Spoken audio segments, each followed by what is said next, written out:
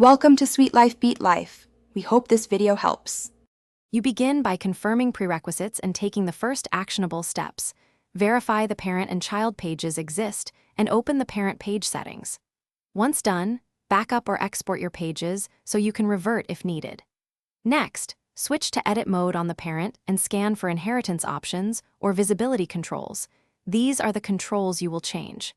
Make sure to keep one tab with the backup open and another where you will apply the initial adjustments. You now continue with the detailed execution. Configure which attributes the parent will pass down, such as layout, navigation placement, and metadata.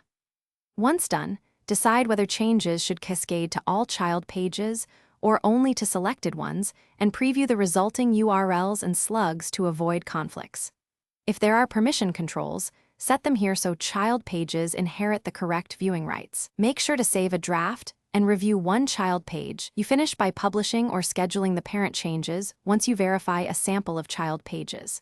After publishing, test links, SEO tags, and layout on multiple devices.